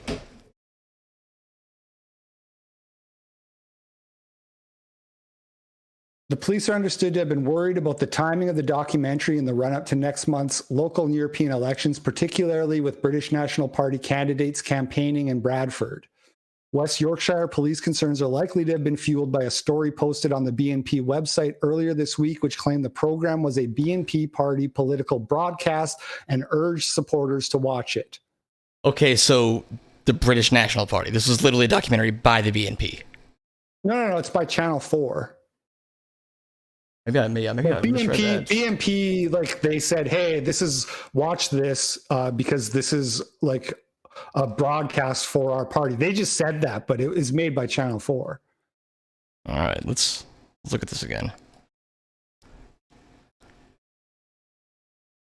No, a story posted like this program was a BNP political party broadcast. What? Sorry, what's your point there? As a responsible broadcaster. Yeah, we don't know what was in there. Well, no, I told you what was in there. It was a story of yeah, a girl who was getting Yeah, but I don't believe you. Wait, you think I'm lying about... You lied about how many kids are getting sexually exploited. I'm going to keep going back to that, buddy. Sorry. I did not lie about it. You just said something without proof. Tens of thousands. Okay, yeah, in your estimation. Hold on. How did you estimate it? I felt like it was the case. I told you from extrapolating from the Rotherham numbers. Okay, so a guess. An unsubstantiated guess. So over 15 years, there's been like tens of thousands. No, I said over 30 or 40 years. Okay. That's what I said. Cool. All right. If we increase that enough, we can get any number, right? Okay, so here's So what would you do to stop this? So what would you do to stop this? So what would you do to stop this?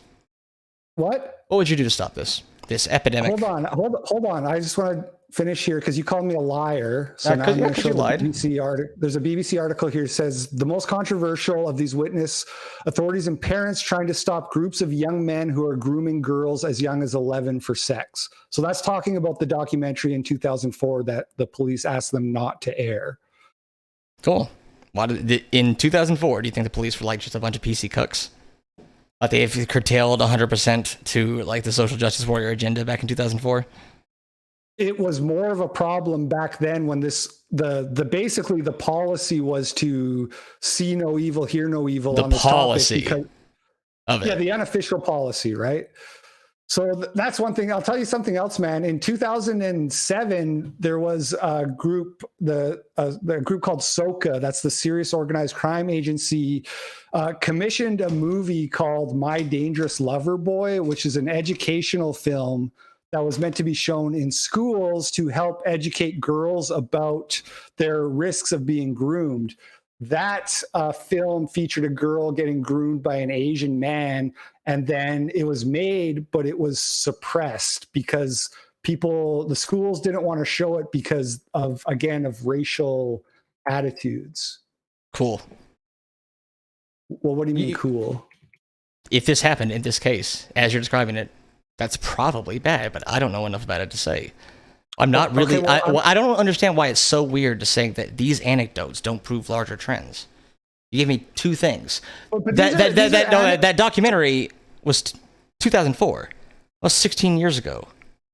So yeah, what? Exactly. Once that shows how long they've known it's been going on and haven't been doing anything. It doesn't show that. It doesn't show that. Yes, it does. No, it doesn't.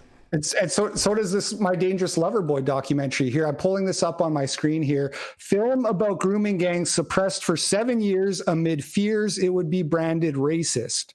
So that's about the movie My Dangerous Lover Boy, which is supposed to be an educational film. Oh, what if it was racist? What if it was racist?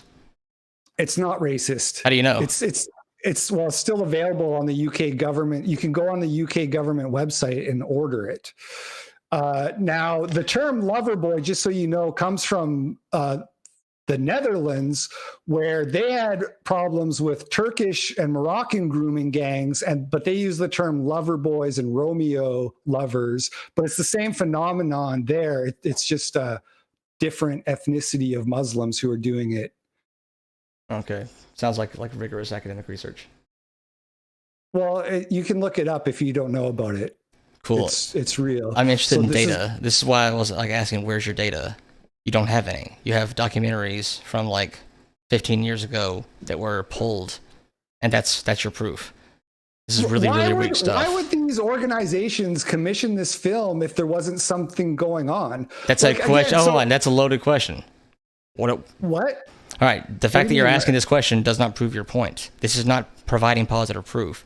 You're saying that why would they do this and then insinuating an answer with no evidence. That's not how evidence is collected. So there's, again, you have this data fetishism where everything that's happening, we have to, unless if you're going to make, no, I don't. Hold on, no, I don't.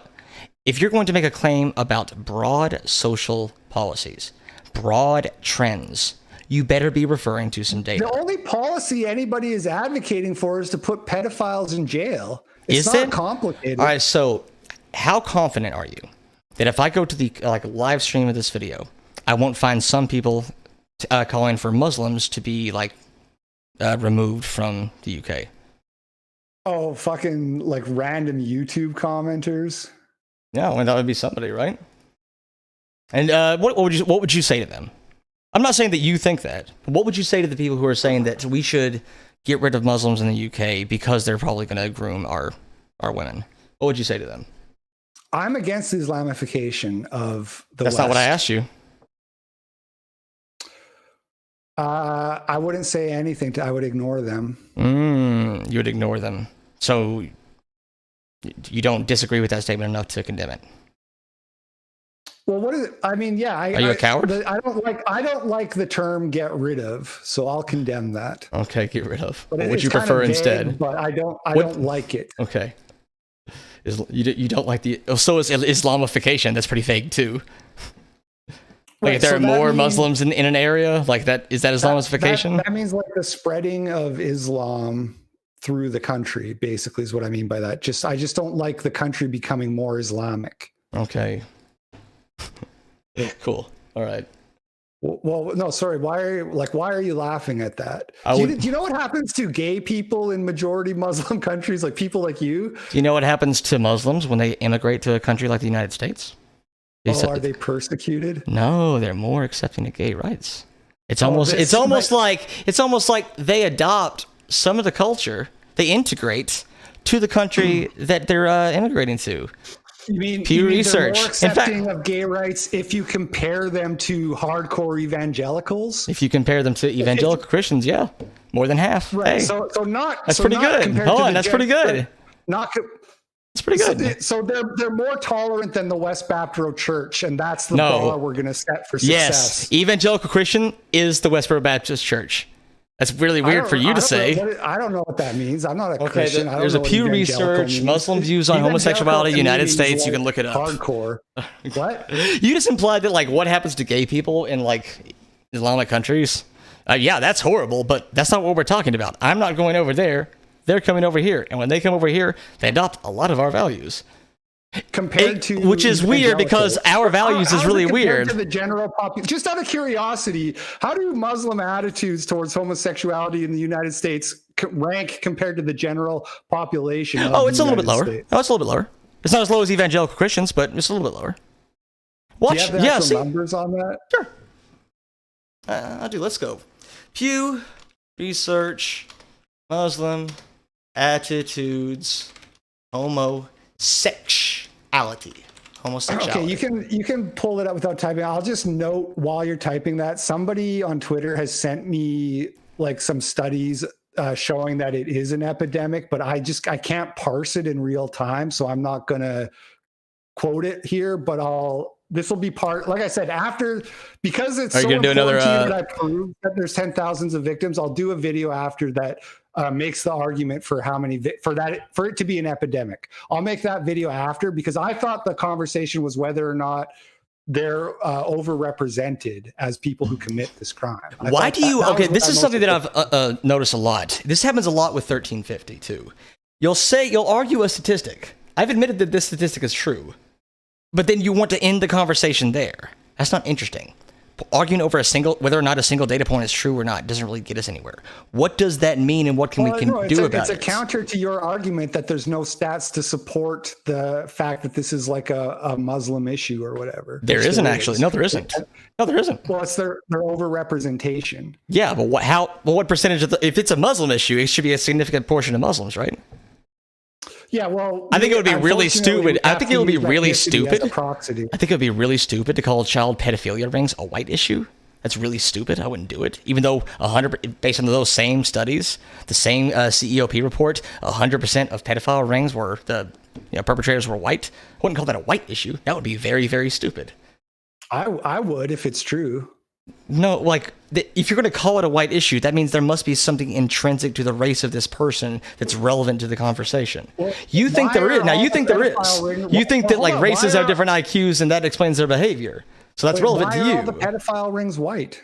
I don't know. It's a huge multitude of factors. I don't think it's intrinsically linked to whiteness. No, is it our IQs? Doesn't mean that it's intrinsically done by. Then what's the point of calling it a white issue? You're saying that white people are the ones doing it. Yeah, what benefit do we get from calling it a white issue? We are identifying a characteristic of the trend, so that'll help us better be on guard for it, etc. Do you think that it would be fair to profile Muslims based on these grooming gang statistics that you don't know what the actual numbers are?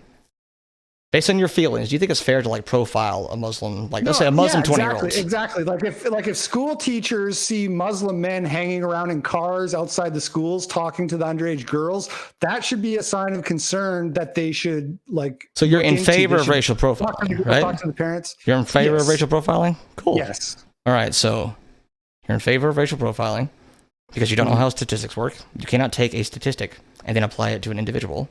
That's not how that works. You're not giving me a whole lot of reasons to think that you're not just... Well, I know how our last debate ended. You're not giving me a whole lot of reasons to think I was wrong. So it's okay. Racial differences in IQ explains their behavior, or at least contributes to it. It's okay to racially profile somebody. Doesn't matter what percentage of that person, what percentage of the population does the thing. You watched my video about the last debate, right? Mm-hmm. It was like 5 months ago. I don't remember anything from it. The data I know that you were really mad. I know that you're really mad about it. The data you gave me is garbage. Based on the fact that you didn't know how to read an independent headline, I don't really trust your interpretation of data. Okay, so you didn't watch the video then? Okay, I did. It was like 5 months ago. Okay, and how many white nationalist terror attacks have there been in the U.S. since our debate? I don't think that during COVID is like the prime time for terrorist attacks. Well, right, but there's been one Islamic one. Oh, cool. Well, that's horrible. Yeah, that's horrible.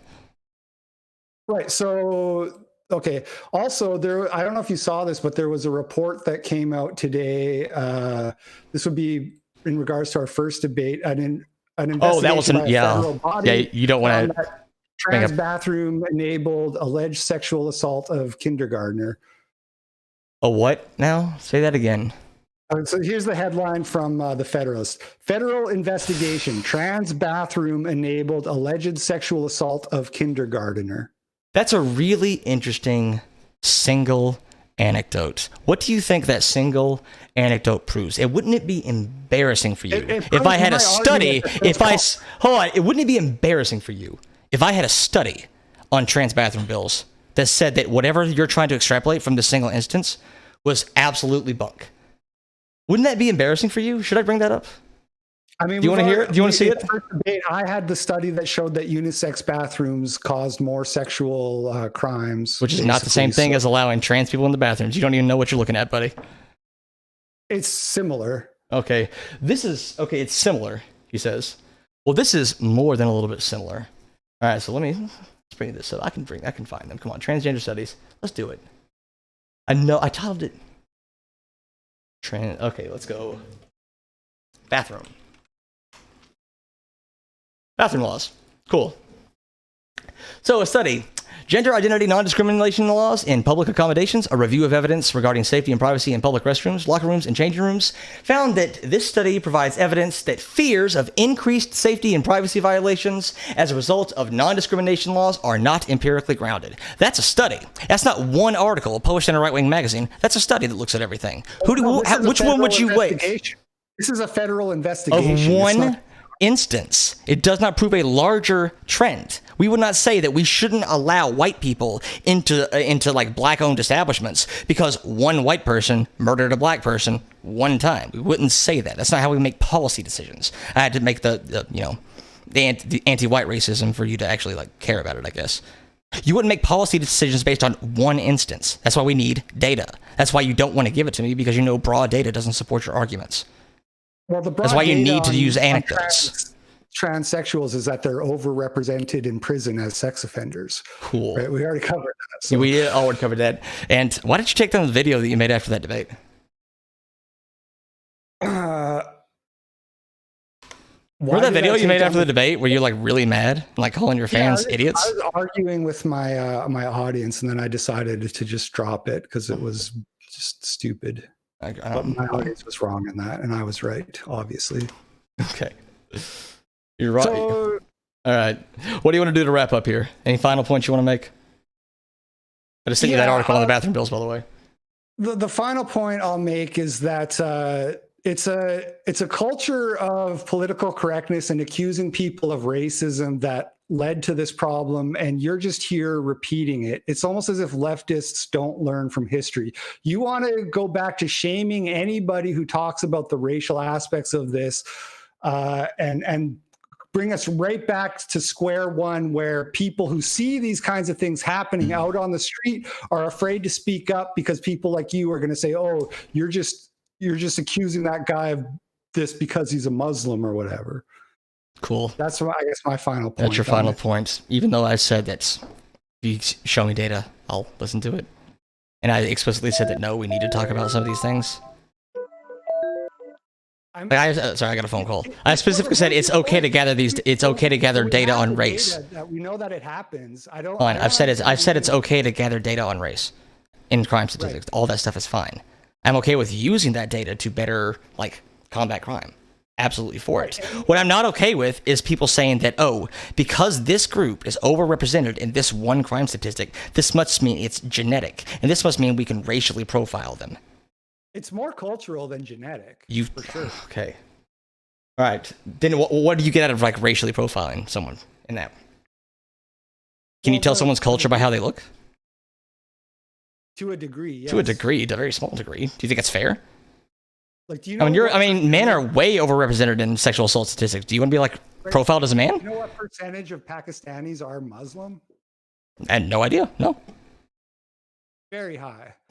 It's like 95%. And that culture is there, right? So not everybody can identify a Pakistani just by looking at him, but that culture is actually pretty much prevalent through all. Like, so you think it's okay to like still racially profile, even though you have no idea like what group they belong to? A lot of people in America don't know the difference between a Sikh and a Muslim, right? Yeah, I know that. Yeah. Okay, cool. The Sikhs are actually victims of the grooming gangs, too. Yeah, I'm sure. Like, okay, I think we've demonstrated that you don't really look for evidence. You make a lot of spurious claims. You used anecdotes to do broad societal prescriptions, and I'm just not interested in that. I want data to support broad claims. That's really all I needed.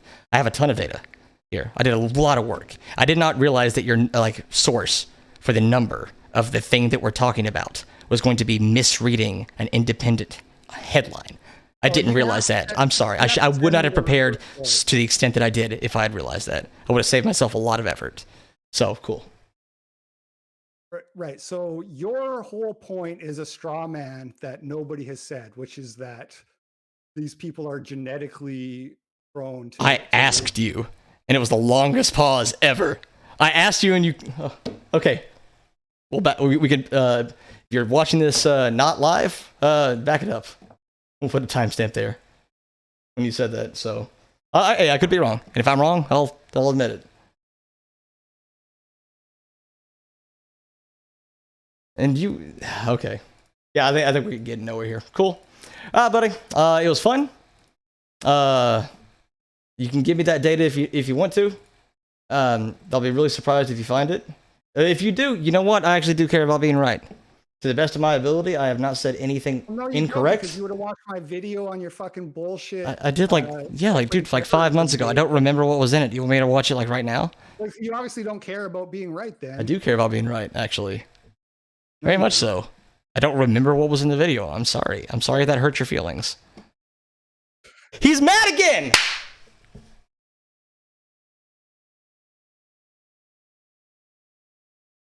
Let's see. You gonna say anything else? Nah. That's it. Cool. It ended just like the last one. Isn't that? That's great. Cool stuff.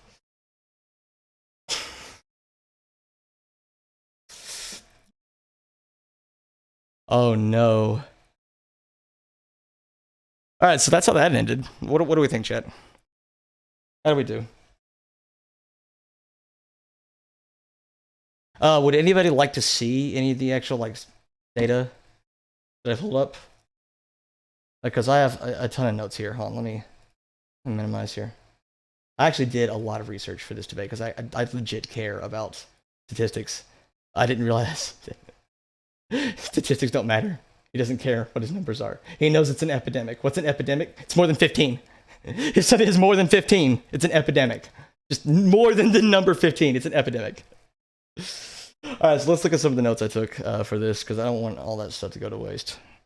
It's just an individual story. Lots of individual stories proving a lot of nothing. Alright, so let's Grooming Gang statistics. Alright. Grooming Gang notes. Let's go to the top here. So, child sexual abuse, forcing a kid to take part in sexual activities. Child sexual exploitation is a subset of that. So it's a subset of child sexual abuse. And it's power, like coerce, manipulates. Most child sexual exploitation is done on an individual basis to a level I think that is 8 to 1. I could be wrong. I'm pretty sure it's 8 to 1. Like the vast majority of child sexual exploitations are on an individual basis. And of that, and so we have individual and we have group. Of the group, we have two types. One of which is the dubbed a grooming gang. And then the other type is dubbed in the media, dubbed a pedophile ring. So, and based on that, so this is the most important paragraph out of all this. I want to link these notes underneath the description as soon as the video is over. So, here we go. I think this is the most relevant paragraph that I found. Yeah, and yes, these were notes for the Sargon debate.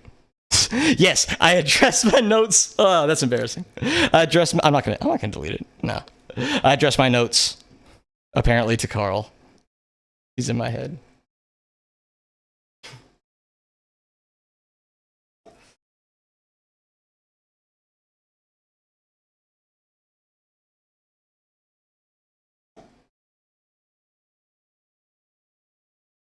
I had fun. Did you have fun?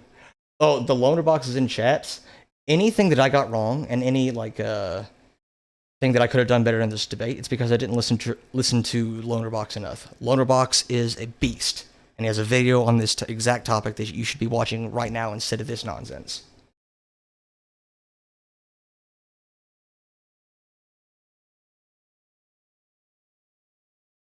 Data cucking. Who's data cucking? Wait, who's data cucking?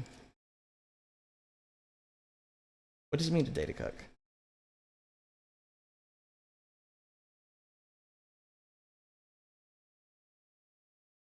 This is really petty. I didn't want to bring these up too much during the actual debate, but there are like instances where his tweets and shit. Let's see. And in many such cases, yeah, he's using up another single thing. So, yeah. So let's look at this. This is a little fun. We're just doing a normal stream now, post debate stream. So let's look. So, wait, that's not what I meant. Oh no, I used the wrong thing. No. All right. Now I have to find it again. Let's get it on Twitter. Okay, pedophile rape gang. Let's find the tweet to make sure I'm not misrepresenting. So, from IP. Does anybody know, like, I cannot type in his name.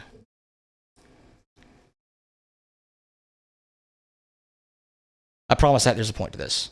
I'm just really terrible at doing things.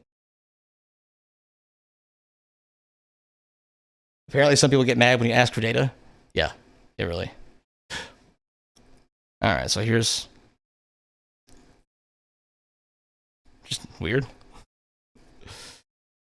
By the way, in this exact story, I don't know if any of these people were Muslim. I couldn't find any information on it. It was a grooming gang, but again, like, not all the grooming gangs were Muslim. Even if they were overrepresented, not all of them were Muslim, but I guess they look moderately brown. So, they're a Romanian gang, so I don't know. Making a lot of assumptions there. But let's look up the exact tweet that I wanted from him. Just to show like what kind of sources he used. All right, so UK pedophile, because apparently I don't know how to link things correctly. Here we go. National File. So here's the source, nationalfile.com. Let's go look at that. So the story from the National File. Let's look at the. I've never even seen this before. I've never seen conspiracy level tinfoil hat. This is what he's trusting as a source. So the National File, which again, that's who he trusts. Tinfoil hat, strong pseudoscience, conspiracy pseudoscience. So that's pretty neat.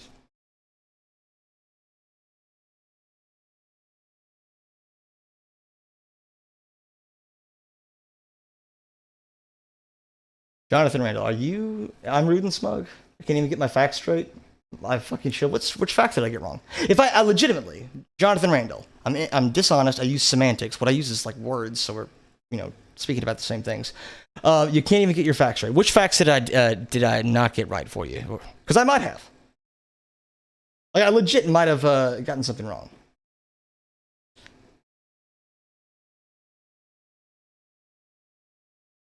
Wait, it's not that our liberal friends are ignorant. It's just that they know so much that isn't so. Is this just like anti-intellectualism? Like if I have, so I just admitted it. So I just admit that I might be wrong. Hey, but you wanna come on? This is some weird, like, I know more than he does about most things. Is this a bad thing now?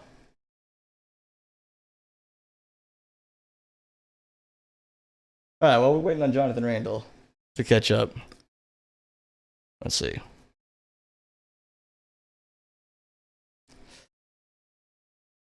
Oh, this has nothing to do with anything. How can anybody go to this site? Watch it not load the same way it loaded for me earlier. Come on, load for me. Load for me. Look at this. Look at this. How can you be on this site? This has nothing to do with the actual story. It's just, how does this, who designed this site? Oh my god, where's the story? See this tiny section right here? That's where the story is. Go for it, Jonathan. Haha, you're triggered. Refill my soy jug? Dang.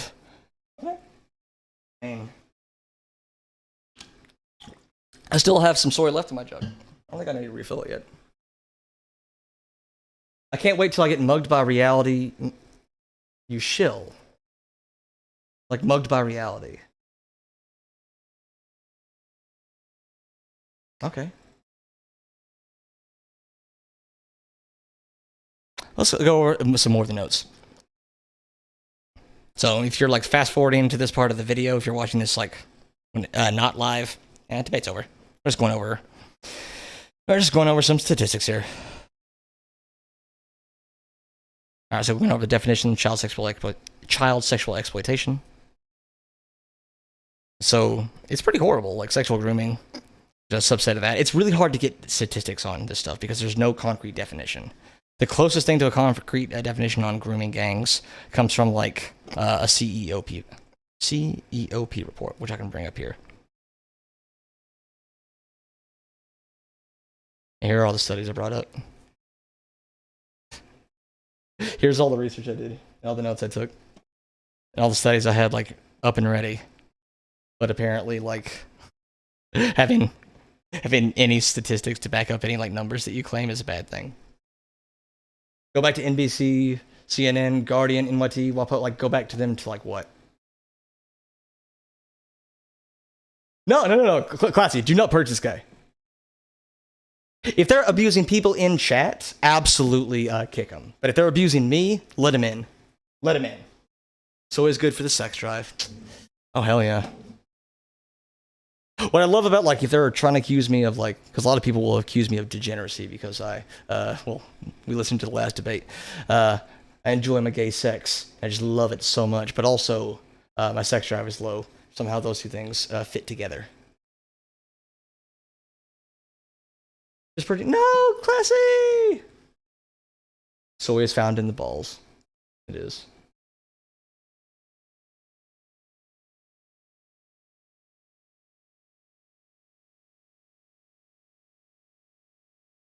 Yeah, like soy is like awesome. It's a complete protein source. It's one of the very few. I think there's what is it? Just soy and quinoa, right? That are complete protein sources that are plant based. Is that right? I know soy is. It's quinoa. Quinoa complete protein. Yeah, quinoa is a complete protein. Quinoa and soy. Those are the only two I know off the top of my head.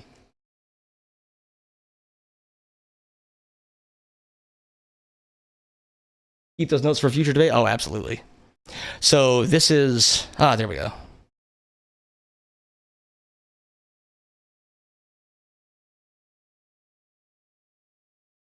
So yeah, I've already had these, like... online exploitation. Transnational contact child abuse. There we go. So this was a fairly old article. It's like 2014. They like contact sexual abuse rather than child sexual exploitation. So even terms, like they're not even using the same terms. I'm not saying that this is a bad thing that they're doing. It just makes it gathering data on this really, really, really difficult because they're using a lot of different definitions. So, and yeah, even they say like this, like the CEOP never accused of racism, and they even say like some cultures, like yeah, it's hard for them to come forward. It's not a racist thing to say. Like yeah, like we want to even okay, this sentence right here, number of victims of white ethnicity in samples. Like you could use this sentence right here to push a racist narrative, but they're not doing that because they're a responsible site who actually collects statistics, and that's why they get away with it.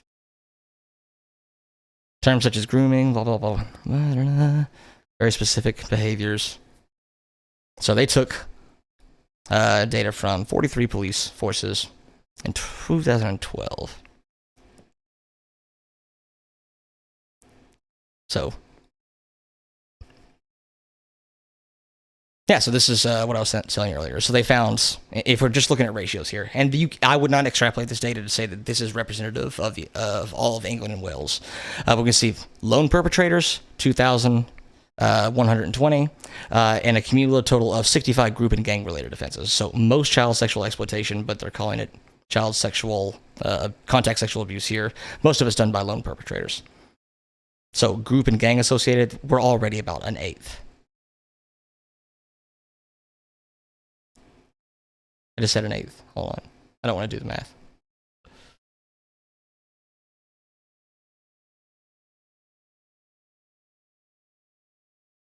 I'm going to download the debate, keep it for posterity in case it somehow gets memory hold. Thanks, Jonathan. Yeah, if this debate ever goes down, yeah, I'll feel real bad about it.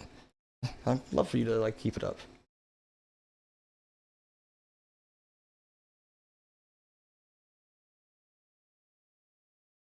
I love feeding the trolls. Like, y'all don't have to engage with them. I love it. Grooming has to do with Muslims seeking... Okay, no one else grooms. We heard it from Jonathan. There we go. We heard it from Jonathan. Grooming has to do with Muslims seeing non-Muslims as booty to be plundered. Read the Quran and Hadiths. He's got them. There's no other thing. There's no such thing as grooming in any other... That's what grooming is. Oh, let's find the earliest mention of it.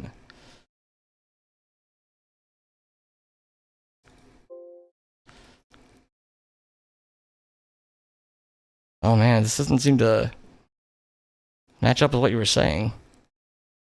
Grooming process terms such as grooming, used interchangeably, localized grooming. Let's see if what you said about grooming is true. Oof. Online grooming, that's a little bit different, right?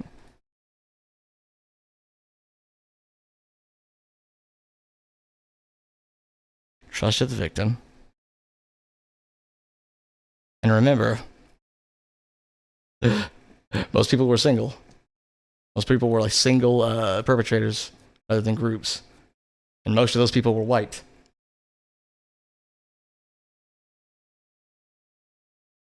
No other group does it in the name of their religion.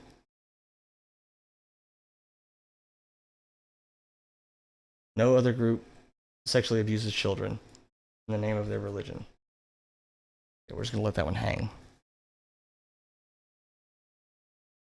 Can't semantic me, boyo. You're right. I've been defeated with discourse.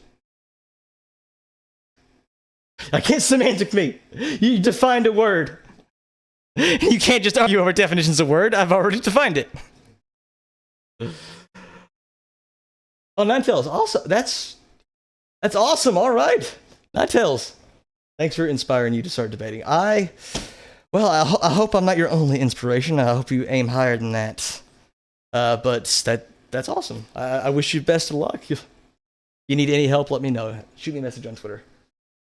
What's a good response to there's no data because the government is lying to avoid looking racist? Laughter? Like, doesn't that kind of admit that you think something is true without any sort of evidence or proof?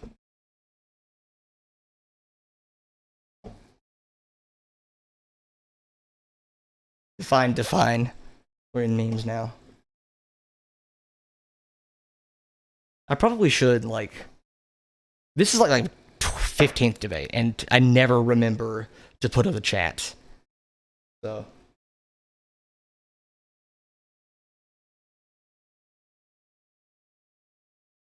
What is the definition of is?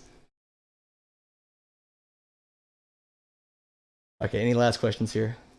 We're winding down. I cannot hold a stream by myself.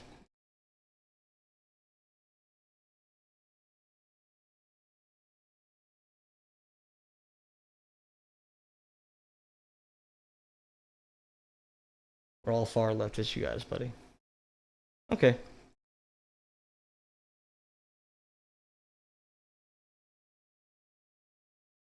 They're trying to hide that aliens exist. People are afraid to speak out. Not many people will be brave enough to admit this. But you're right. The aliens are here for us. All right, y'all.